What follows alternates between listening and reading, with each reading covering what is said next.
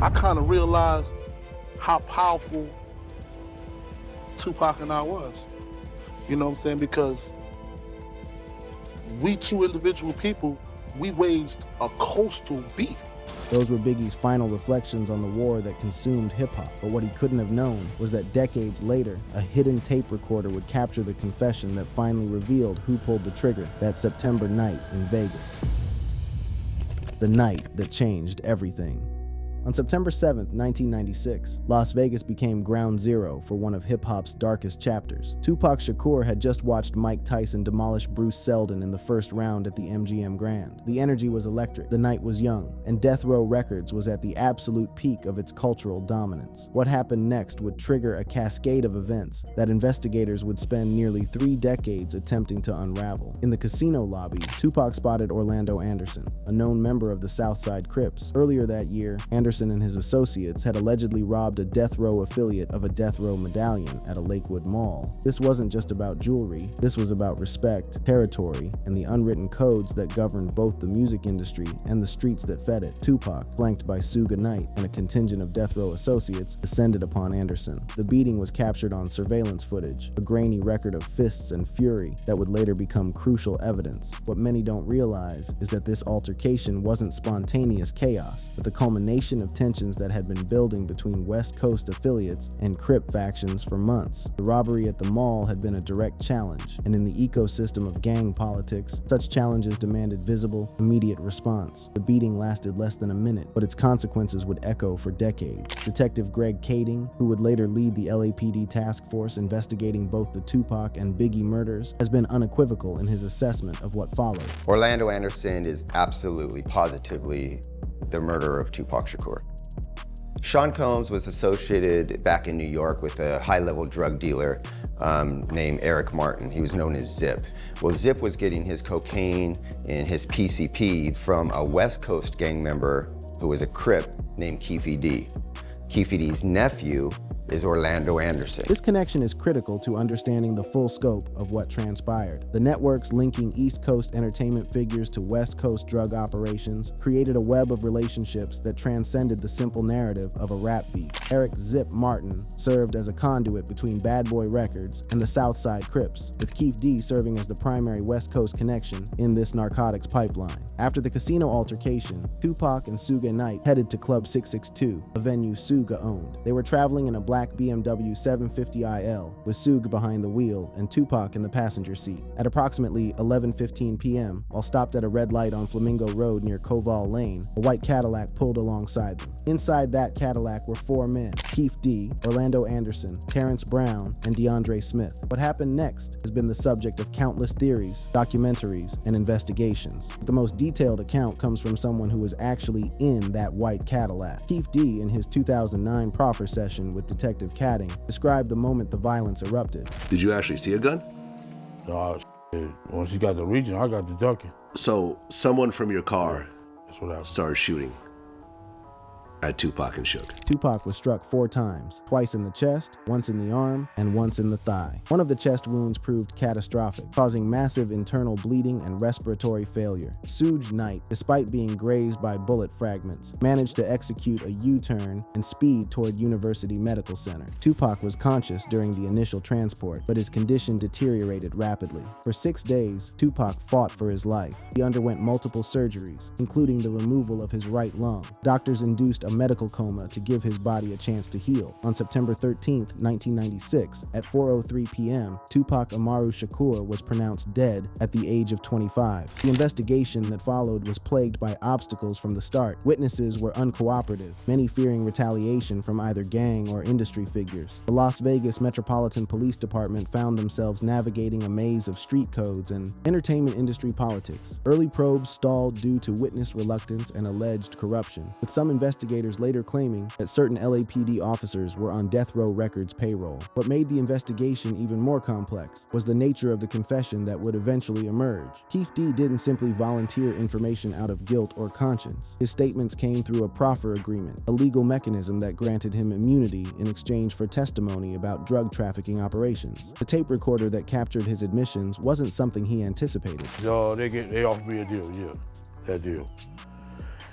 And I didn't know they was gonna have a tape recording, and they said there was no tape recording. Right. Well, I interviewed Greg Kading about it. He said that he had a hidden tape recorder. This detail is crucial because it speaks to the involuntary nature of the confession. Keith D believed he was providing information in a controlled, off-the-record context. Instead, every word was being documented, creating an evidentiary record that would eventually lead to his arrest in September 2023, nearly 3 decades after the shooting. The immunity agreement that protected Keith D for so many years eventually collapsed under the weight of his own public statements. After publishing a memoir and appearing on numerous podcasts openly discussing his role in the murder, prosecutors determined that he had forfeited the protections of his original agreement. His candor, which he perhaps viewed as historical documentation, became the instrument of his prosecution. But here's where the story takes its most controversial turn. Throughout his various confessions and public statements, Keith D has consistently alleged that the hit on Tupac wasn't simply gang retaliation for the casino beating. He claims that Sean Puffy Combs offered a $1 million bounty for the deaths of both Tupac and Suge Knight. Combs has vehemently denied these allegations, and no charges have ever been filed against him in connection with the murder. What makes this allegation so persistent in the public imagination is the broader context of the East Coast-West Coast rivalry. By 1996, the conflict between Death Row Records and Bad Boy Entertainment had escalated from lyrical competition to something far more dangerous. The Source Awards incident, where Suge Knight publicly challenged Puff Daddy's involvement in his artist's work, had drawn clear battle lines. Tupac's Hit 'Em Up had made the conflict explicitly personal, with threats against Biggie and his associates. The irony that perhaps best captures the tragedy of this era comes from Suge Knight himself, who years later reflected on Tupac's actual feelings toward Biggie.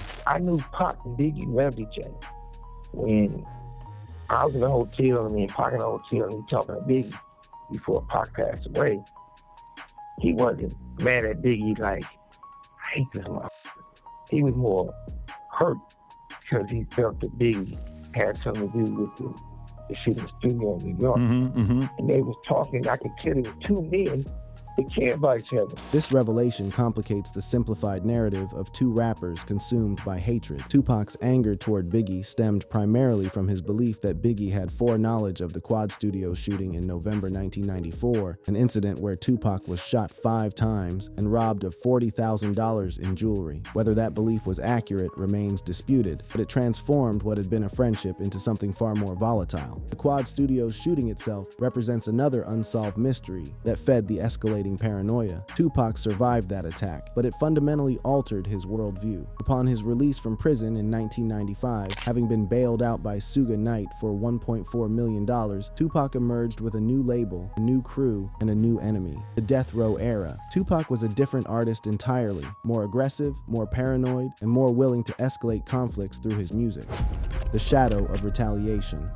6 months after Tupac's death, hip-hop lost another icon under circumstances that would prove equally difficult to solve. On March 9, 1997, Christopher Wallace, known to the world as the Notorious B.I.G., attended the Soul Train Music Awards and an after-party at the Peterson Automotive Museum in Los Angeles. At approximately 12:30 a.m., as Biggie sat in the passenger seat of a Chevrolet Suburban, a dark-colored Chevrolet Impala pulled alongside the vehicle. The driver fired multiple shots, striking Biggie 4 times. He was pronounced dead at Cedars-Sinai Medical Center at 1:15 a.m. He was 24 years old. The timing and location of Biggie's murder immediately raised questions about whether it was retaliation for Tupac's death. Biggie had come to Los Angeles, despite warnings from associates who believed the city was too hostile in the aftermath of September's events. Suge Knight, who was incarcerated at the time, later reflected on this decision. When you look at Big Murder, do you believe he came to LA too soon after Tupac got killed?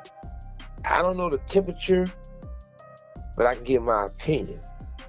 And the reason why I say I don't know the temperature, because I was already in the county jail. Knight's comment acknowledges the volatile atmosphere while also establishing his alibi, a detail that becomes important given the persistent theories that he orchestrated the hit from behind bars. The investigation into Biggie's murder would prove even more convoluted than Tupac's, with allegations of LAPD involvement, death row connections, and cover-ups at the highest levels of law enforcement. Detective Russell Poole, who initially led the LAPD investigation, became convinced that rogue officers working for Death Row Records were involved in the killing. His theory centered on David Mack, an LAPD officer who was later convicted of bank robbery and had known ties to the Bloods. Poole believed Mack had facilitated the murder on behalf of Suge Knight, a theory that led to years of legal battles between Biggie's family and the city of Los Angeles. The family's lawsuit was ultimately dismissed, but the questions Poole raised have never been fully answered. Greg Kading's investigation took a different approach, focusing on witness testimony rather than institutional corruption. His breakthrough came through Teresa Swan, a woman who had been romantically involved with Suge Knight. In a 2008 proffer session, Swan provided testimony that directly implicated Knight in orchestrating Biggie's death. Biggie was killed by an associate of Suge Knight's.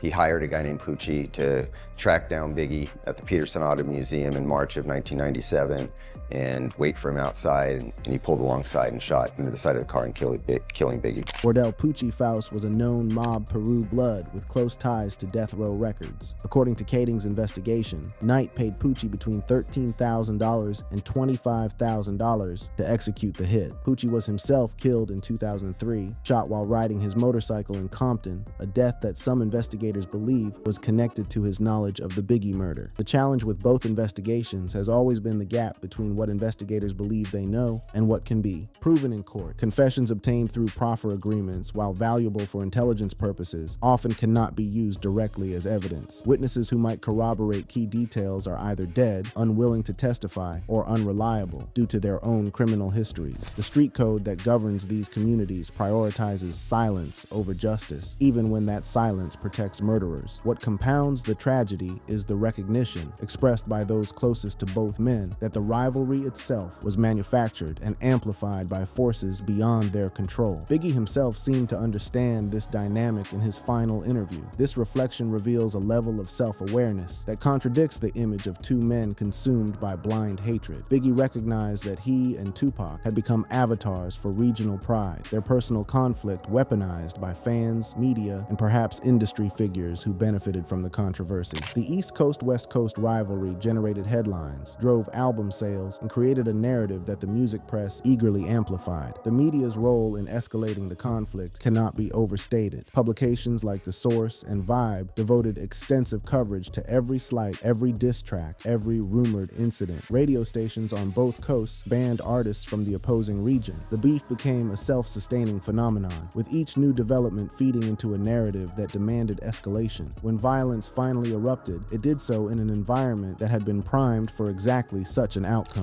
What the immunity agreement with Keith D ultimately revealed was the extent to which gang politics, not artistic rivalry, drove the actual violence. The Southside Crips' motivation for targeting Tupac was the casino beating of Orlando Anderson, a matter of respect within gang hierarchies. The alleged involvement of bad boy figures represented a convergence of interests, East Coast entertainment money flowing to West Coast gang operatives who had their own reasons for wanting death row, diminished. The subsequent retaliation against Biggie, if Kading's investigation is accurate, followed a similar logic. Suge Knight, facing the loss of his label's biggest star and the financial devastation that Tupac's death represented, allegedly contracted with Blood's affiliates to strike back. The hit wasn't primarily about music or rivalry, it was about the brutal economics of revenge in an ecosystem where violence had become a business strategy. Well, all the stuff that you said on tape, and I've listened to all the tapes, you said that not one person went to jail behind it.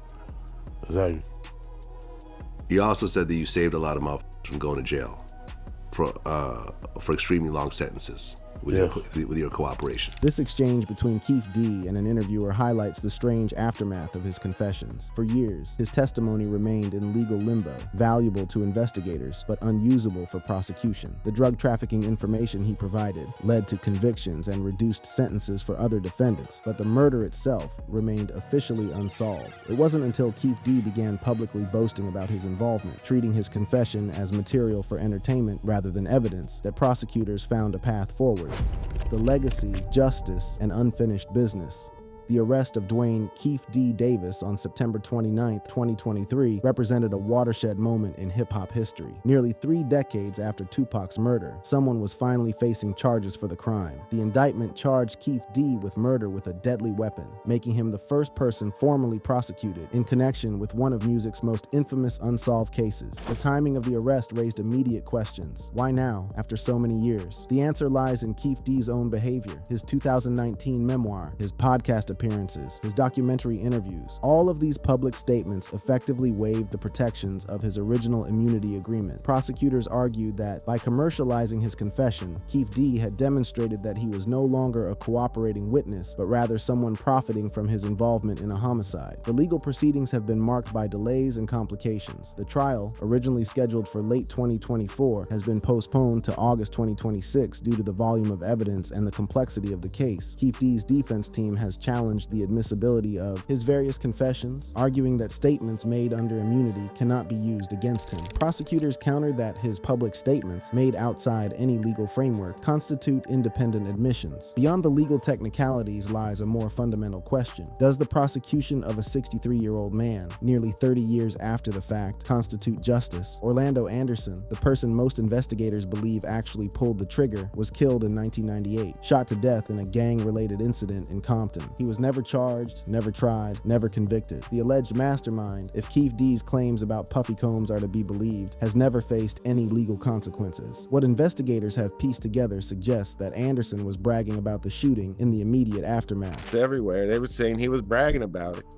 And then after Tupac actually died, 6-7 days later, and he kind of shut his mouth after that, but he was bragging about it at first to some of his homies. This detail, provided by Bobby Ladd and corroborated by other sources, illustrates the strange morality of street violence. Anderson apparently viewed the shooting as an accomplishment worth celebrating until Tupac actually died. The transformation from assault to murder changed the calculus, introducing potential consequences that made silence more attractive than boasting. The conspiracy theories that have surrounded both murders refuse to die, even as official investigations have reached their conclusions. Some believe Tupac faked his death and lives in Cuba, perhaps reunited with his aunt Assata Shakur, the Black Liberation Army member who escaped from prison and received political asylum there. Others claim Biggie survived and lives in hiding, that the entire East-West conflict was orchestrated by government agencies seeking to neutralize hip-hop's growing political influence. These theories, while lacking evidentiary support, speak to the mythological status both men have achieved in death. Tupac's image as a revolutionary figure, someone who spoke truth to power and died for his convictions, makes a fake death narrative appealing to those who refuse to accept that such a voice could be silenced. Biggie's transformation into hip-hop's greatest storyteller, a lyricist whose technical mastery remains unmatched, creates similar resistance to the finality of his death. The cultural impact of their murders extended far beyond the immediate grief. The hip-hop community, traumatized by the loss of two of its brightest stars within 6 months, underwent a collective reckoning. Initiatives like Stop the Violence gained new urgency, and overt beefs between artists became less fashionable. The violence that had been romanticized in lyrics suddenly had concrete consequences that no one could ignore. For Suge Knight, the aftermath has been one of comprehensive destruction.